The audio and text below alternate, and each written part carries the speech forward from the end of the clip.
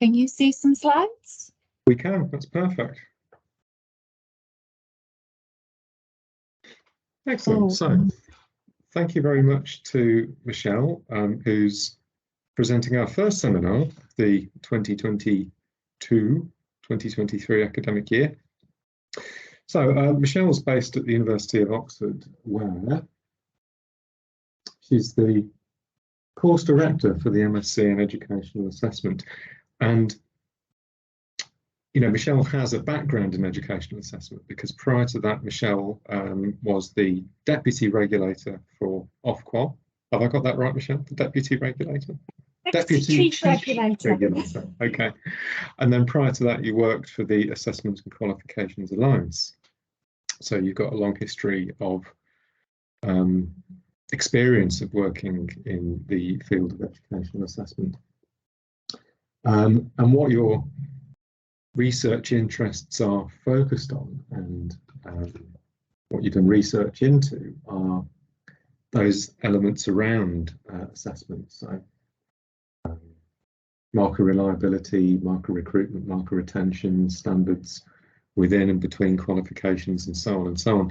And when I was just clarifying with you, you did point out to me, and I think this is quite pertinent really, that actually your core interest is in qualification design, and that's the research which you're going to be talking about today. So thank you very much, Michelle, and I'll hand over to you. And maybe if anybody's got any questions, you know, you can either save them up and ask them in person at the end, or you can stick them in the chat and we'll just work through, or we'll do a combination of both. But Michelle will leave plenty of time at the end for questions. So thank you very much, Michelle. Yeah, thank you. Can I just check that you're looking at slides rather than my notes? Brilliant. It's actually worked. Yeah, thank you for that introduction, and thank you so much for inviting me to speak. So I've worked in education assessment, as Dave intimated, for a long time, so 20 years or so. And I've just suddenly realised that this might be more like a therapy session than a research presentation. I'll try and avoid that. So yeah, this project that I'm going to talk about is looking at the resilience of England's qualification system, because it's a project funded by Ofqual. So something that, you know, I know a fair amount about from the inside. As do my co-investigators, this is a project that I'm working on with Jo-Anne Baird, who herself has worked in an exam board, Neil Stringer, and Tom Godfrey-Faussett.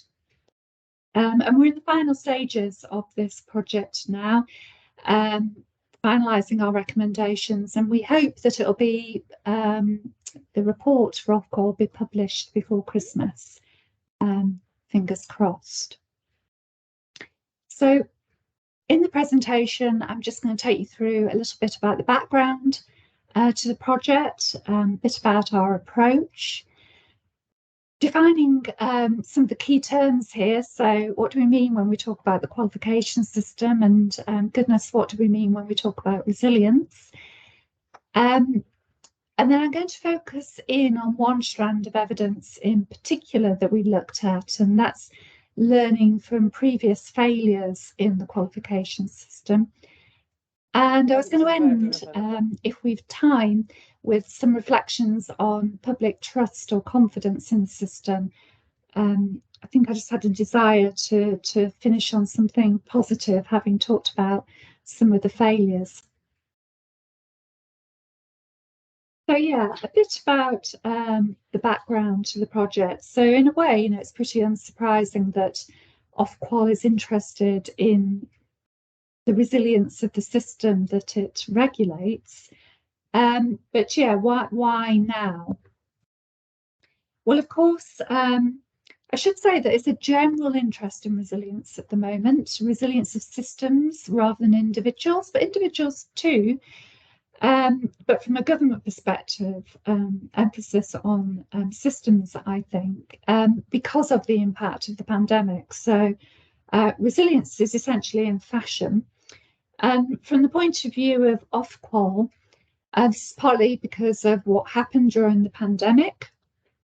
So there were contingency plans in place prior to the pandemic, but it's fair to say that they didn't really envisage, the entire closure of schools for an extended period. And the contingency plans that were in place just didn't survive the political realities of central government wanting to control the qualification system during the pandemic, as it sought to control many areas of our lives at the time. So there weren't the contingency plans that were really needed. So when in March 2020, government announced that all schools would be closed and that exams would be cancelled, there were kind of between 3 to 4 months to be able to create an entirely new grading system. And the direction from government was that these teacher grades needed to be standardised, and that standards should be maintained as far as is possible compared to previous years. So, quite a tall order, it's fair to say. So Ofqual had control over the approach that it took to standardisation, but of course what we know is that despite initial public support for the notion of standardisation. This is an Eventbrite event. Great. I think I'm working on Wednesday, Friday. So.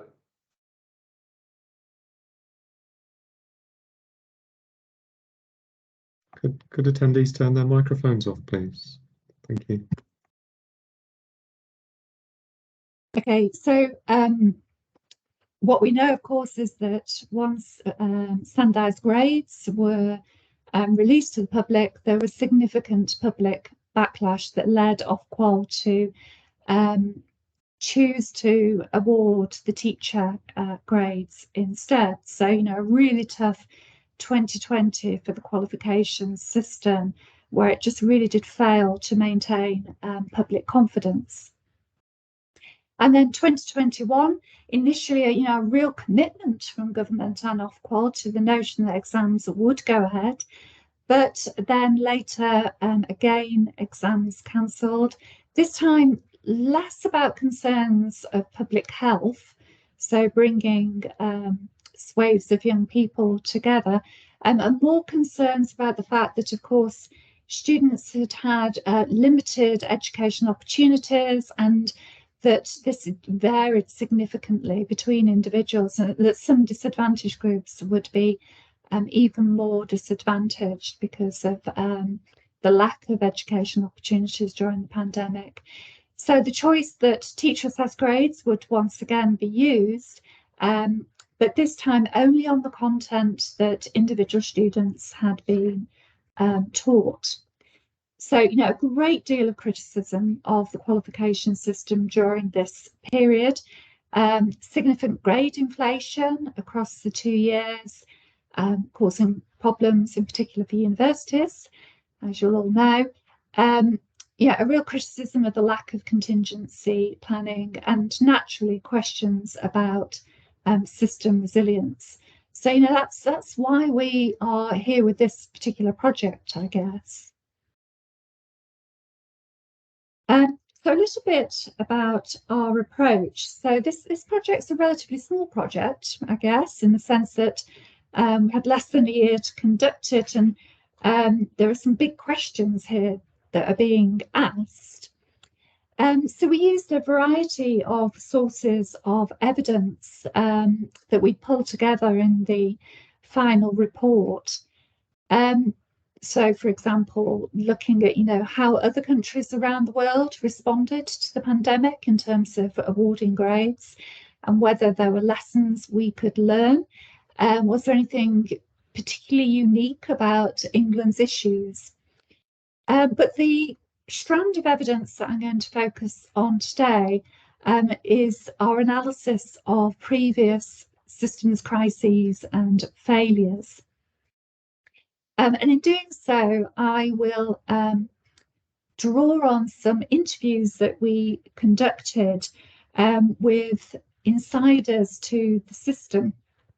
So we interviewed 21 very senior industry insiders from different roles within the system, covering both vocational and general qualifications. And we chose people with interesting views. So some of these folk we knew were likely to be quite supportive of the status quo. And some of them were people who were publicly calling for change. So they were selected because these are the people who are likely actually to shape the qualification system, rather than any sense of these being representative of views. So part of the project was about defining some terms, and we found before we could even begin interviewing, we'd need to define what it is that is meant by the qualification system, sort of something that it would be easy to take for granted. So what do we mean? Because I think a lot of people, when they think about the qualification system, tend to think about the qualifications that they did, or perhaps those they hear most about. So they tend to think about GCSEs and A levels. But actually, the qualification system that is regulated by Ofqual is much, much bigger and more complex than that. So I've just chosen this slide to kind of make this point that we think of GCSEs and A levels, but actually in terms of certifications, they represent about half of all regulated qualifications, certifications. So we need to also be thinking about BTECs, functional skills qualifications, licensed practice qualifications, the new T levels, etc., etc. And there's a real breadth. So, you've got certificates in football coaching, diplomas in customer service, a certificate in tackling substance misuse, a qualification in steeplejacking. And some of these very niche qualifications are actually incredibly important from an employment and economic perspective. So when we are thinking about resilience, we're thinking about all of these different kinds of qualifications. So something there about complexity. And there's something about scale as well. So this slide, actually it's taken from 2019, but the figures will be very, very similar for 2022. This is just GCSEs and A levels, and I'm using it purely to give you a sense of the scale of the system. So yeah, over 6,000 exam papers each year. All of these schools and colleges, which examples have to have relationships with, and the sheer volume of certificates that need to be released. And then there's additional processes like the review of marking process. So it's complex, but it's also big. There are actually around, the figure there is from day to day actually, but there are around 18,000 regulated qualifications in the system. And when we use this term system, we're talking about a little bit more than just the qualifications. We're also, of course, talking about all the different organisations that are involved. So everything from your exam boards to the couriers, the scanners, there are a lot of third-party organisations. And then there's the big public bodies that are involved, such as Ofqual, IFATE, ESFA. And then they're in the actors in the system, everybody from ministers down to exams officers. And then, of course, the processes and products that are involved in the qualification life cycle. So it's everything from defining the content that's to be assessed, creating the specifications, writing the papers, grading, marking, appeals, and so on. So it's the entirety of this system that we were interested in. And then the next obvious question when it comes to defining terms is, what on earth do we mean by resilience? And, you know, this was part of the project, was to try and define what it is that we mean when we talk about a resilient qualification system. So I won't read all of these out, but what became quickly apparent to us is that, of course, resilience is this concept that different disciplines have taken and have made their own to fit their own area. And I loved, there was one systematic review that looked at resilience in crisis management, and they turned up 440 papers, and there were 300 definitions of resilience. So one of our advisory group members used a lovely term. He said, well, this resilience, it's a soggy concept. And that's right. It's a soggy concept that people make their own. So to help us come up with a definition for our system, we did review the literature across other complex systems. So think about the qualification system, it's complex and it's distributed in nature. So we chose the food and healthcare systems. They were probably the most helpful. And then we also looked over at the power system as well, at how they had defined resilience and the concepts that they thought were important and related to resilience. And we also looked at the organisational resilience literature, just because we knew that was going to be a big literature. And yes, goodness, were there a lot of different definitions out there. One significant difference that we stumbled over in trying to draw on these literatures is that what's interesting, I think, about the qualification system is that its product is actually, to some degree, socially constructed. Grades don't mean anything unless the public trust them. So it is a little bit different. They don't have a physical existence. They're very much like monetary currency. So the system can collapse if there isn't faith in it. And I did write these slides before the past couple of weeks. So yeah, we're looking to these systems to help us, but it wasn't incredibly successful. We also asked our interviewees what they thought a resilient qualification system was.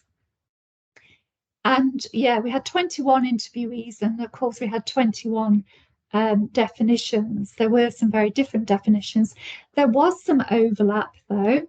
I'm just going to pause for a moment to allow you just to read these. I won't read them out.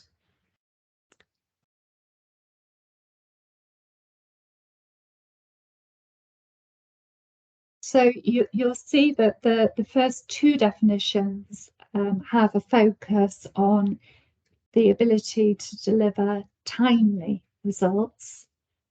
And that certainly is important in the qualification system. So 2020 and 2021, particularly 2020, real pressure to deliver not just qualification grades on the normal timescale so that universities could admit students, but please could you do that quicker than normal? After all, you've no exams to mark.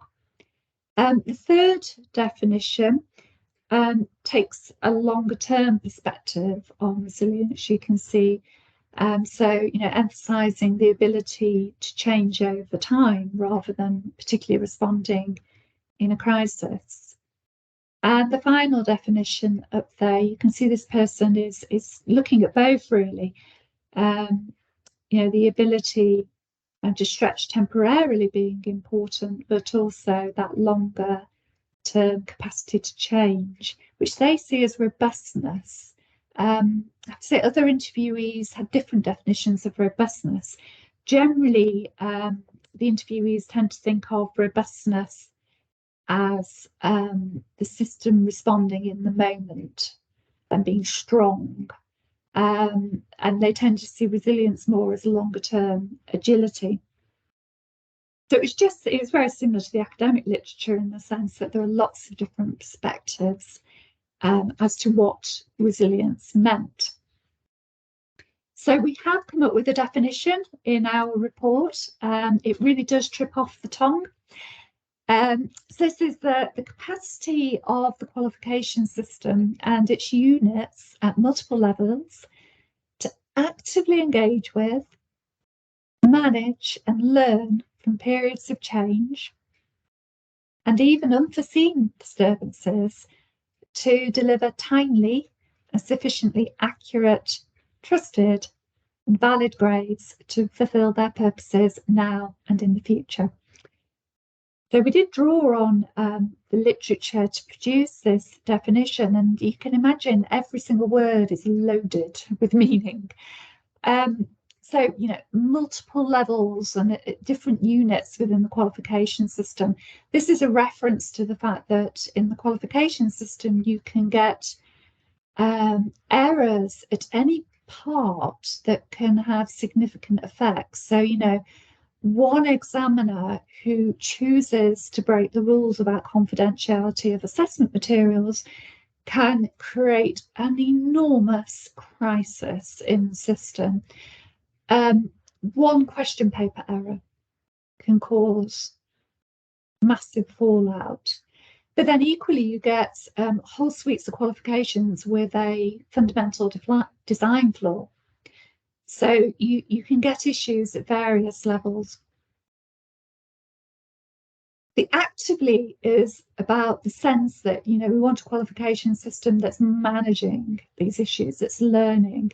And from periods of change, that's a reference to the fact that the qualification system is reformed on a regular basis. The qualifications are reformed usually on about a 5-year cycle, up until recently anyway. Unforeseen disturbances are all the things that you seek to manage, such as pandemics or question paper errors, and to deliver timely results, because timely this is a binary thing. Results have to be on time, but sufficiently accurate, trusted, and valid, because these are dimensions to fulfill their purposes. And this is a reference to the fact that, what is a resilient qualification system for somebody taking a qualification as a hobby is entirely different as to what a resilient system looks like when actually it's a license to practice qualification.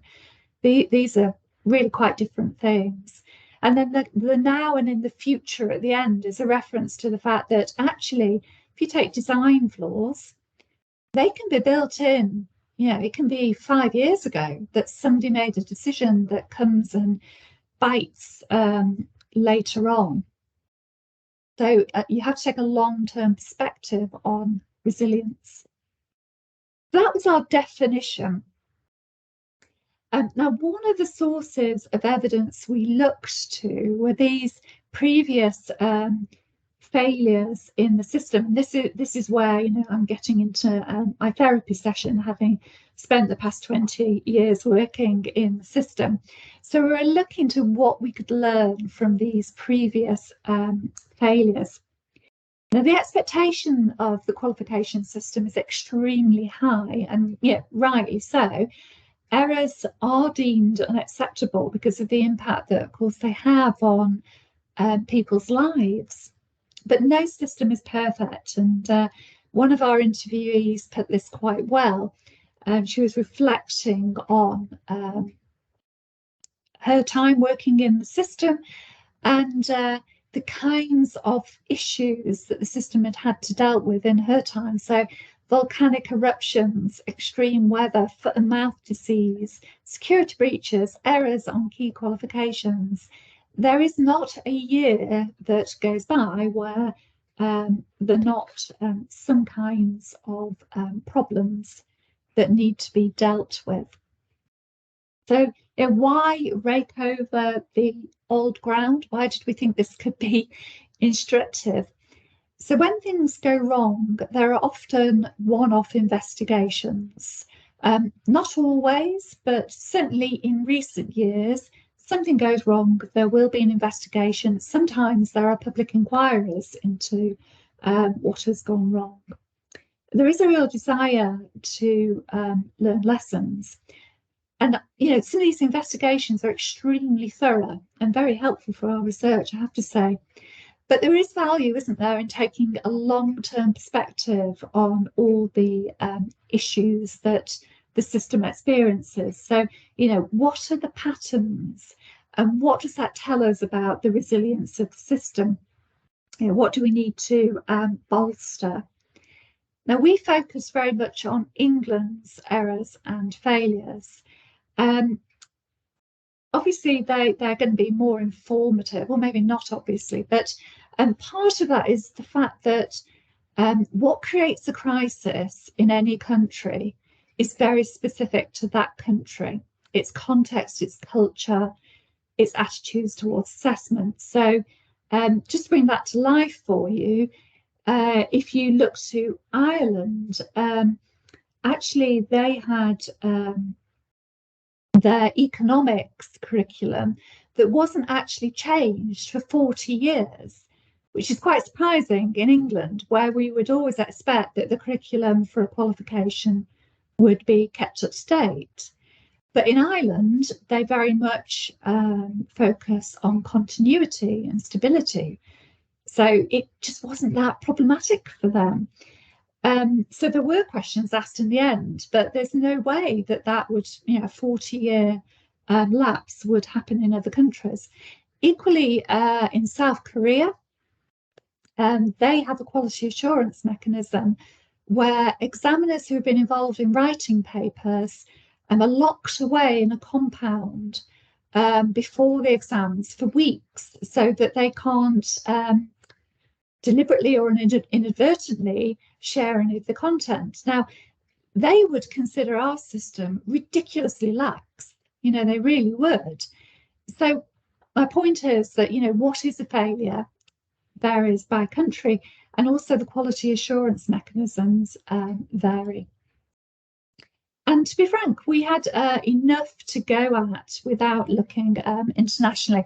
I should say the point I did want to make was that these things do happen internationally. There is nothing unique about the system in England that makes it particularly prone. And that's, I can say a bit more about that later if you would like. But over the period of past 20 years or so, we have seen a whole range of different issues, some of them system-wide.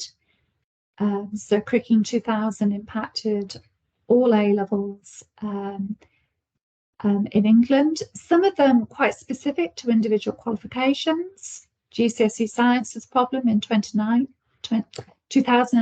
I'll say a bit more about that in a while.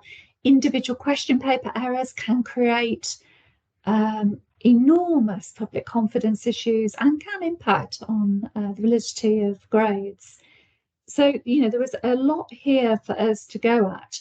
You'll notice that most of them are about A-levels and GCSEs, the diploma being an exception, which is interesting. We didn't deliberately exclude vocational and technical qualifications, but I think this is about the stakes associated with qualifications and also the media interest, what makes for a good crisis. And generally, A-levels and GCSEs seem to make for better crises than vocational qualifications. So in trying to make sense of all of these failures, we drew on some work by James Reason that some of you might have come across. So he wrote a lot about human error, and he did some great work classifying the different sorts of errors that humans make. And we use this to help us think about these different errors and what the underlying causes might be. So I'm going to use the example of driving to explain these to you, because chances are most of you drive, and in a previous life, driving was my area, and I used to work with James Reason on exactly this. So this works as an example. So mistakes. So mistake is where your intention is just wrong. So you then end up with a planning failure. So you get into the wrong lane coming up to a roundabout. That's a mistake. Slips are where the action isn't actually what you intended. So there's a kind of execution failure that goes on. So you want to flip on your windscreen wipers and you end up indicating. I don't know if you recognise any of this. Lapses. So this is where there's, an error, usually a memory failure, that can lead to execution failure. So you fail to, you wake up realising that you haven't actually been paying any attention and you don't know where you are anymore. Fumbles, execution failures. So you try and drive away in third gear, that kind of thing. And then violations, and there's both intentional and non-intentional violations. So you forget to tax your car, an unintentional violation, and you speed knowing that you're speeding. That would be an intentional violation. So that's just bringing to life these different categories. And James Reason also talked about latent failures that are made. So this is where the system has, it has latent conditions that create failures. So they're kind of built in. And that can lead to multiple failures. So, for example, if you were working somewhere where the culture very much supported speeding, and actually you were a courier who had to deliver a phenomenal number of parcels a day, then you're going to speed, aren't you? That's the point. So something about that the system has made you behave in a particular way. So interestingly, we found examples of all of the different kinds of execution failures in the qualification system. So slips, question paper errors are probably slips. There are attentional errors that happen from time to time. Lapses, these memory failures. So a good example actually came from this summer, where accidentally there was a question paper that included A-level law material that actually was not intended. So a lapse had gone on where clearly the examiners had forgotten that shouldn't have been included. You get mistakes. I think the 2020 algorithm could be characterised as a policy mistake, the idea of standardisation. Fumbles, so perhaps less relevant, but things like there have been examples where answer booklets haven't been entirely processed during the scanning of scripts. Violations, so we get cases of malpractice that would be characterised as intentional violations of the rules. But actually, what we found were the failures that were most impactful in terms of impacting the fairness and validity of students' grades, but also impacting on public confidence. We would say that they were the latent design failures in the qualifications. So there were several examples of these. So Curriculum 2000, where that was the introduction of AS into the A-level. And there was a failure to recognise that the introduction of the AS would mean that students halfway through their A-level would get feedback that would allow them to drop their weakest A-level. So in other words, the students that went on to the A-level were better than in previous versions of the A-level. And there was a failure to recognise that would impact on standard setting. And a lot of the furore around Curriculum 2000 was actually related to that failure. So interestingly, the technical people involved had spotted that there might be an issue there, but it had never been fully worked through. GCSE Science in 2009 is an example where different awarding organisations had different designs of the qualifications. So there was one GCSE Science that was made up of 10 different units. So a lot of different mini tests, if you like, and with unlimited opportunity to resit. Whereas another awarding organisation had a GCSE Science made up of 3 assessments with limited opportunity to resit. And you know what? You couldn't align standards on those 2.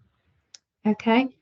So there was a mini crisis around how it is that you can make that fair then, such as have equivalent standards between the different exam boards. Coursework a little bit different in that this is more of a slow burn issue, where the inclusion of coursework within some qualifications did cause issues with the maintenance standards. And there have been a variety of policy decisions along the way to limit the impact of coursework. And again, this is about the context in which these qualifications operate. It's partly about the accountability, school accountability context, that make coursework quite difficult to include. GCSE English, I don't know if you remember, I'm coming now more into current times. So, a massive judicial review around GCSE English results in 2012, the cause of which was a fundamental design flaw in the qualification that allowed some teachers to recognise that they could put their students in for the exams early on during the course, because this is a modular course, and then wait until they entered them for the coursework unit until the end. And then by hook or crook, make sure that students got what they needed on the coursework to get them the grade they needed, usually a grade C. So again, another issue that was flagged by some technical folk early on in the design of that qualification, yet never got thoroughly worked through and prevented. And then finally, I should mention the diplomas, which actually didn't have an explosive crisis, but was just simply removed from the system by a change of government. But actually, I think most assessment experts would say that if the diplomas had been allowed to continue, they would have ended in crisis because of the sheer complexity of those qualifications and the way in which they would have aggregated together. So looking across all of this, I'm just conscious of time, and what we've observed is certainly in recent years, we now have a cycle that's going on. So each summer, unforeseen events unfold. Some of those come from latent design flaws in qualifications. Some of them come from errors such as question paper errors or malpractice and so on, which are, it's to some degree more predictable. You know there are going to be some events, but you don't know exactly what is going to happen. We then get media interest, and even actually when there isn't a problem at all, the media are highly interested, very likely to take even social media content and position pieces to make a story. That generates public concern where appropriate, where, you know, if there is something going on here, Ofqual will then investigate. And then, you know what, we end up with new regulations in place to manage the risk. Perfectly sensible approach. However, what happens is, of course, that very rarely are new controls and regulations removed. So we end up with a layering on of regulations that actually can make the system riskier rather than less risky, and can cause problems, not least because the system ends up being in continual reforms. Not only have you got government-led qualification reform, where, you know, qualification content is renewed and so on. You've also got continual regulatory reform in response to issues that have happened. So it is no wonder then is that, you know, the system does not have the capacity to think about those events that are highly unlikely but very, very impactful. Because when you've got all of this going on, you just don't have the energy and time to think about things like the possibility of a pandemic. We all knew a pandemic was coming, but we just didn't know that it would be quite so soon, and we were never actually ready. And of course, there are lots of other things like pandemics that can potentially impact the system in this way.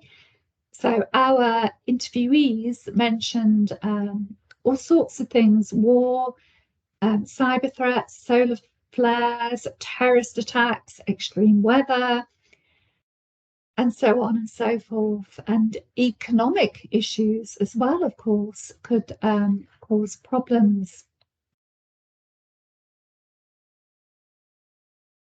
And I think I just wanted to include this quote because I think it is particularly insightful observation of the system, because not only has the system got everything that I've just described going on, but it's also the fact that as the political cycle operates, there is much to be gained by critiquing the system. So, you know, particularly for those who wish to persuade voters that they're going to make a positive change to the world, there's a lot to be gained from criticising the system rather than system stability. And that is hugely problematic. And I thought this quote was very, very pertinent. And then very, very quickly, I just wanted to end on some reflections about public confidence, because I've just painted such a terrible picture. And you would wonder why anybody would have confidence, if anybody would have confidence in this system. Well, I'd just like to say, you know, it's absolutely the case. Actually, this is an incredibly quality assured system, and there's nothing unique about this system. If you look around the world, all of the issues that I've just described are there. But, you know, you would think then, after everything I've just described, with all of these failures and issues, that perhaps the public would have lost confidence in our qualification system. There's actually a longitudinal survey every year of trust in A-levels and GCSEs. More recently, it's been started for vocational and technical qualifications too. Now, it's always how you present the figures, isn't it? But so if I say 30% of people don't have trust, that sounds terrible. 70% do. So that just seems, you know, not so bad. Really helpful, of course, to compare it to benchmark figures. So I've just chosen this from YouGov from 2022, where they asked the public the extent to which they trusted these various institutions. And the qualification system doesn't do bad, does it, when you look at this? And it's certainly doing better than government, perhaps not that surprising. But you could reflect on some of these figures. Actually, if you listen to Radio 4 in the mornings, you might not trust the NHS as much as this. It all sounds pretty tough for the NHS at the moment. And I think I'll just flick over that slide and create some time for questions. Thank you very much, Michelle. That was fascinating. I think you could have probably spent 40 or 50 minutes just on several chunks of that particular talk, because it sounds like there was an awful lot to go into. I mean, I've got some questions, but I'm going to hang fire for the time being and basically, open the floor to anyone else. I don't think.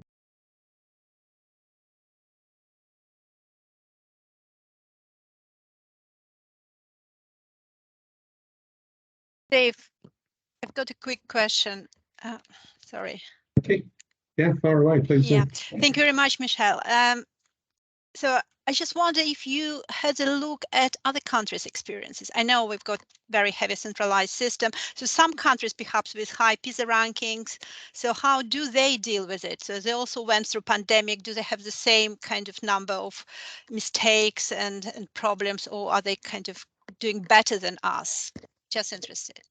Yeah, so we looked at how different systems around the world had coped with the pandemic, specifically in how they awarded their qualification grades. There are a variety of strategies used, and of course that partly depends on the point in the year that the pandemic hit and where their examinations would normally occur, and the extent to which they relied on teacher assessment. So lots of countries use teacher assessment. Every country where teacher assessment was used saw grade inflation. So there was nothing unique in England seeing grade inflation. Some systems went digital. Those that did, that chose to deliver their assessments online, did struggle with malpractice. So there are some lovely studies looking at for particular countries, during the period of their assessments, what Google activity, what internet activity was going on, showing spikes of students doing two things, searching how to cheat and searching the topic areas on the assessments. So certainly going digital was not any kind of panacea. And teacher assessment was a good route for many, but had the same issues that we saw with teacher assessment.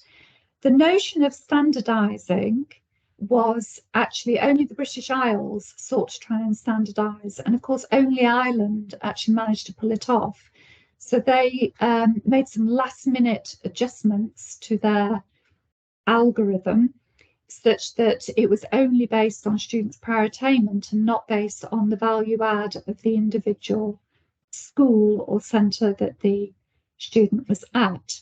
And although they were contested in the courts, their decisions were upheld, where of course in the other parts of the UK we saw U-turns.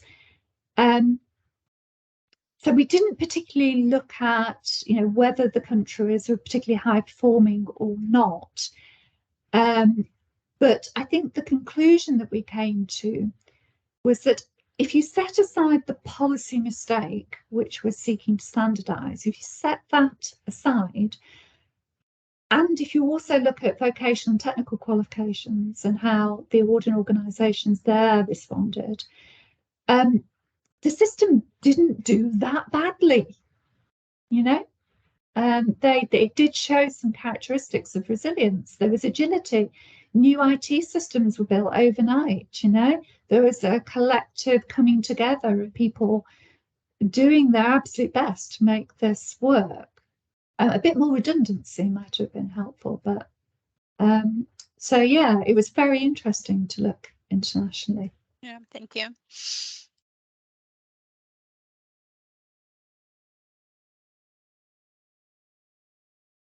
Ken, please, far away. Switch the microphone on. Yes. Michelle, as somebody quite extensively involved in A-level qualifications, I'm quite interested in quite a lot of what you've said.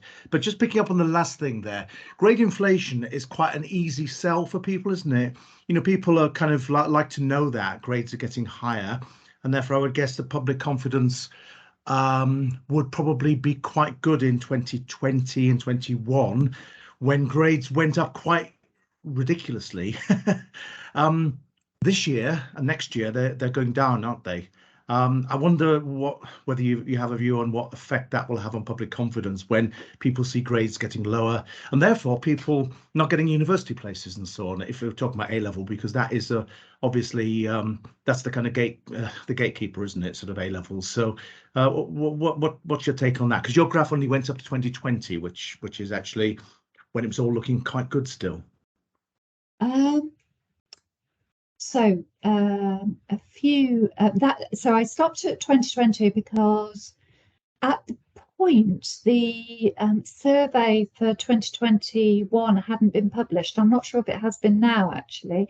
There is a lag in publication, you know, because you go away, gather the data, and then it gets published somewhat later. But to your main question, so that's interesting, isn't it? Because if we look back, say, to the period between 2000 and 2010, exam results were generally going up around 2% a year. And what we saw then in the media was, you know, real concern that there was a race to the bottom and that bar had been lowered. And it all depends on what you mean by standards, which I think is, you know, partly what's behind your question there, you know. Is it the bar being lowered or more people getting over the bar? This perennial question. So if you look back though, grade inflation can make increases in outcomes, let's use that term, increases in outcomes can certainly undermine confidence. It will be really interesting to see what happens over the next couple of years. I'm not so sure that we can track confidence in the system to the fact that outcomes were up. I think there was a general acceptance that given everything that the students had been through, the sense that we will give the students a break. I think that this summer went remarkably well, actually, given what the system was trying to pull off, you know, really large reductions in outcomes to bring them in line to the 2019 standard. I thought it went remarkably well. I think the alternative, of course, to realigning standards back to 2019 standard would probably be a reform of the A-level system, because its ability to differentiate around the sort of A-star, A grade was, you know, very much weakened by the inflation, the increases that we saw. And every time we reform a system, we do create issues of confidence. So, you know, if I were in the corner of choosing to have to reform the entire system just to deal with grade inflation, introduce a new grade, etc., or do what the system has done, which is take a step to change back to the 2019 standard, in terms of public confidence, I would do what's been done. But let's see what the data says about the impact it actually has. Sorry, that was a bit of a rambling answer, but it was a complex question there. Yeah, a little bit, I suppose. Just something to add to that, to what you said. I think that it will be interesting. I mean, we know that in 2021 and 2020, we know that candidates who achieved A-star grades, A grades, would not have achieved those grades in previous years because there was enormous grade inflation. Now, those candidates went on principally to higher education, didn't they? So I think it will be interesting to see. I think we have to wait for a few years to see what effect that had on their outcomes of their degree courses, because obviously people have been going on to courses where previously they perhaps wouldn't have met the qualification, the grade for that course. And it would be interesting to see whether that actually has an impact. And I think what you're saying is, well, maybe A-level isn't such a big deal anyway, because we think it's a little bit more important than perhaps it is in terms of judging what people can do, because teachers judge things differently. Yeah, well, there's a very interesting paper from France. So in 1968, that was the year I was born, so I remember it well. A apparently there were protests on the streets of Paris where there was protests about how many students could go on to higher education in France. And swathes of students who would never previously have the opportunity got to go off to university with grades that would normally be judged unacceptable. And this research paper sets out the evidence that, you know what, they did just fine. Yeah, and so that's the interesting place we are now, isn't it? Yeah, and better than that, their families then really benefited. So their children then went off to university. As we know, this is the effect, isn't it? Yeah. So I don't know. I'll be fascinated to see the evidence that I'm sure lots of researchers are gathering. But on the basis of France, I'm going for an optimistic hypothesis. Thank you. Thanks, Michelle. Craig's posted a sort of question slash, a question in the chat that he can't read out because he's watching the telly with his grandson. Sounds like a dreadful excuse. But he just asked if you could expand a little bit more upon the South Korean model. And I think he's really wondering, what do they actually do with the exam writing team in the period between finishing setting the question, finishing setting the actual paper, and then the students taking it? So I don't actually know just how luxurious the conditions are. So I like to think that when people talk about a compound, they're perhaps talking about a hotel. But no, seriously, they are kept in isolation. So that period between writing the assessment and the assessment being sat, the examiners are kept in a bubble of isolation. Let's hope in luxurious conditions. So yeah, it's an interesting approach, isn't it? I mean, I seem to recall when I used to work for EdXL, we used to set papers, I think about 18 months before. So just, I mean, presumably they set them much closer to the actual day of the exam. Because we used to go through these endless rounds of revision and revision and revision again, and then additional revision. I don't know, have you ever been to the, I don't know if they still use it, the old Pearson building on High Holborn, Michelle? We used to go in the basement, and that felt like being locked away. There you go. So actually, the system in England now has perhaps overcome the need to lock people away, because the regulations are such that examiners are not allowed to know when the materials that they have written will be used. They're kind of much more in a bank now, because of the issue with the pre-U examiners. It was on my list of crises and failures. Pre-U examiners who unfortunately revealed the content of the papers to the students. Okay, thank you. Well, I suppose it's 7 o'clock, so people might want to go now. But can I ask a question, Michelle? Now, if you feel uncomfortable answering this, then please don't feel obligated to, because obviously you did used to work for Ofqual, and I suppose maybe what I'm asking might be either confidential, or you might not wish to say in a sort of public forum, criticism of the people you're accountable to.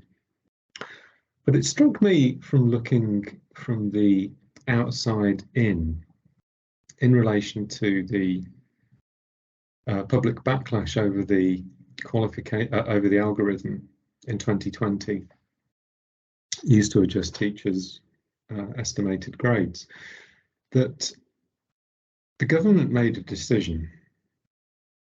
Gavin Williamson made the decision. I don't know the exact decision-making process, and they handed responsibility to that to Ofqual, and Ofqual did exactly what they were asked to do. And then when the backlash came, the government didn't take responsibility for it. They then blamed Ofqual, but in the reality was that they were blaming Ofqual for doing exactly what they'd been tasked to do. So I think it's a matter of public record through after the crisis, there were a series of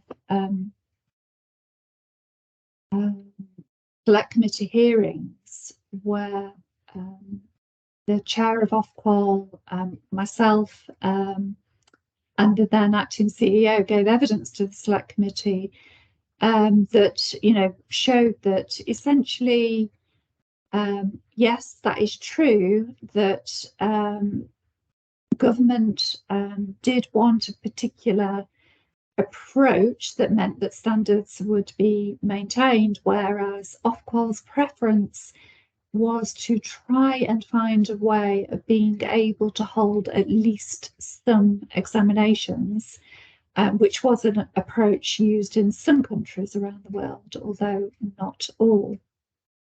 I do think there was a failure to recognise the politics. So looking back now, it seems obvious that while people would be on board with the theoretical notion of standardisation, that, you know, in reality, the idea that an individual's grade would be changed on the basis of some statistics, it just seems, you know, almost laughable that people thought that that would be. I mean, I thought it would be okay. I was involved in this. I tried to deliver this, but I think we are relying. Ofqual is a technical organisation. It's a very earnest technical organisation, and to some degree, they are reliant on the politicians to do what politicians do well, which is knowing the political reality, to have their senses up that something isn't going to fly. And I do feel that, yeah, maybe Ofqual should have spotted that too, but you would have thought that the politicians would have. And that I think there was a failure actually of the whole system to come together. So I would just observe, isn't it fascinating that in the end, universities had to take more students. I do recognise that. Nobody said, couldn't we just delay the university start date by a few weeks? There was no question ever at any point that the universities could shift. So there was just something about the whole of an impossible task being given to what is a relatively small organisation, whereas actually what was needed was system thinking. It's not really the job of a regulator to do what the regulator did. And that was a failure of Ofqual as well, to say, hang on a minute, this actually isn't a job of a regulator. But everyone was so motivated to try and make something work that perhaps those antennae that would normally be up just really weren't. So yeah, fascinating. Thank you very much. I think we might make this the last question because a couple of people have started disappearing off. There's lots of thank yous in the chat, by the way, Michelle. But Haley's question is, if we continue to have world events and sometimes human error impacting the education/qualification system, do you feel it would impact people's zest for learning and the long-term impact, lifelong learning? So I suppose my interpretation of the question is, yeah, it's a confidence issue actually. But anyway, I'll leave that to you to interpret. Yeah, it's really interesting, isn't it? So I've not seen, I can't think of systematic attempts to seek out the learners who have been impacted by the range of crises that I have described and actually document how it impacts them as individuals. So what I mean by that is something that goes beyond the opportunity to complain, the opportunity for meetings. So, for example, one of the issues that I documented on my list of failures was the leaking of the A-level maths paper, where actually the regulator and the exam board involved did meet with student representatives. So these things are small scale and one-off, rather than a proper look at what impact these issues can actually have on individuals. Because one imagines they could be really quite serious. So things like the Romeo and Juliet era, where students were really, really confused by a question that mixed up the Montagues and the Capulets, such that the question no longer made any sense. I would be fascinated to know, I think it'd be really helpful and important to know what the kind of, if there were any long-term impacts on those individuals in terms of their confidence and willingness to be involved in such a system, or whether, some of them, I imagine, would have been, wrote some stuff, and they'll get their grade and there'll be some compensation in there and they'll move on. But for some of them, it could be really, really significant. Because it's quite interesting. One of the things that I do on the Masters in Educational Assessment is ask students about their memories of taking exams. People have very clear memories of this stuff. So I do think it can be really, really impactful. Yeah. So I think you've just dreamed up a new research project there, actually.